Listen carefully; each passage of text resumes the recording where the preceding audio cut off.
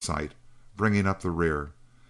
They had made a start with the first dawn, rightly reasoning, as there was no time to leave orders on our departure, that it was advisable for Muhammad to go to the mountain. Flood complimented our cook and horse wrangler on their foresight, for the wagon was our base of sustenance, and there was little loss of time before Barney McCann was calling us to a hastily prepared breakfast. Flood asked Wilson to bring his outfit to our wagon for breakfast, and as fast as they were relieved from the herd, they also did ample justice to McCann's cooking. During breakfast, I remember Wilson explaining to Flood what he believed was the cause of the stampede. It seems that there were a few remaining buffalo ranging north of the Wichita, and at night when they came into the river to drink, they had scented the cattle on the south side. The bellowing of buffalo bulls had been distinctly heard by his men on night herd for several nights past. The foreman stated it as his belief that a number of bulls had swum the river and had by stealth approached near the sleeping cattle, then on discovering the presence of the herders had themselves stampeded, throwing his herd into a panic. We had got a change of mounts during the breakfast hour, and when all was ready, Flood and Wilson rode over to the wagon of the mixed herd, the two outfits following, when Flood inquired of their foreman, "Have you any suggestions to make in the cutting of these herds?"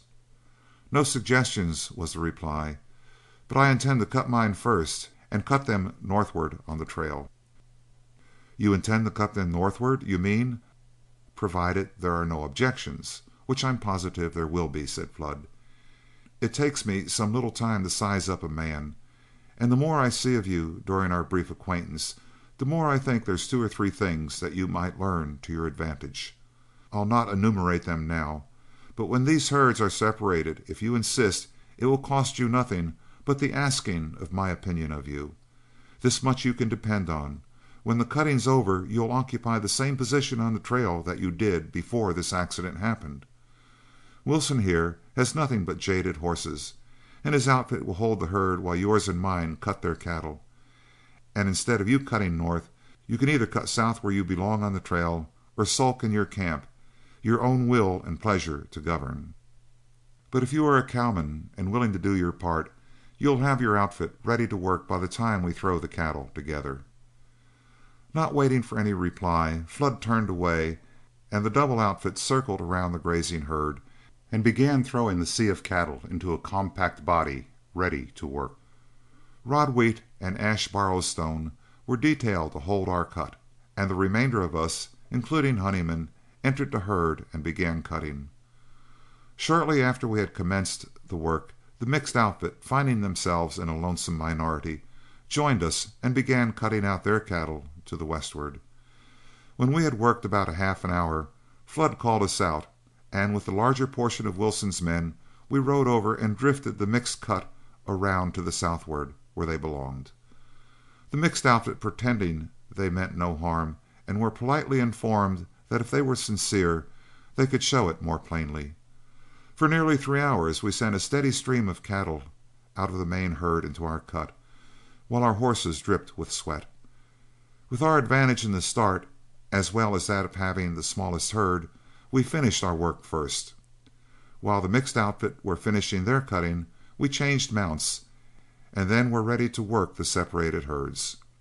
Wilson took about half his outfit, and after giving our herd a trimming, during which he recut about 20, the mixed outfit were given a similar chance and found about half a dozen of their brand. These cattle of Wilson's and the other herd amongst ours were not to be wondered at, for we cut by a liberal rule. Often we would find a number of ours on the outside of the main herd, when 2 men would cut the squad in a bunch, and if there were a wrong brand amongst them, it was no matter.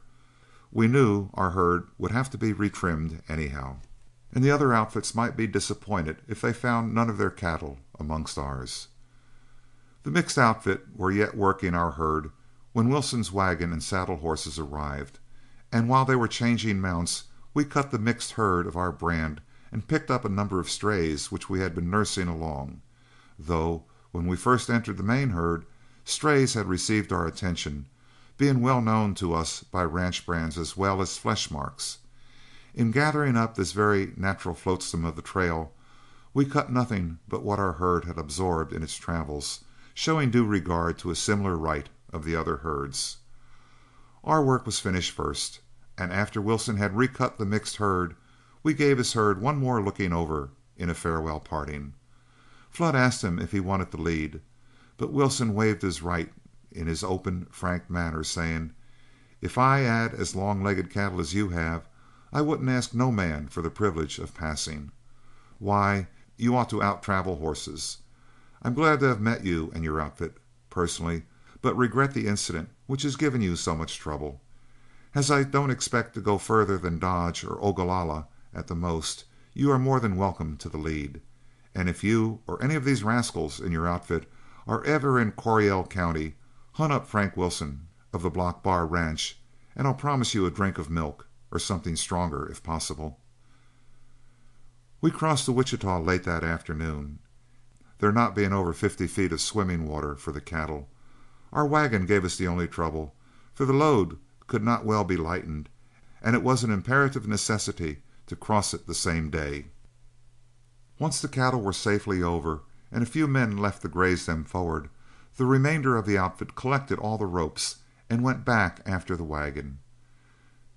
As mules are always unreliable in the water, Flood concluded to swim them loose.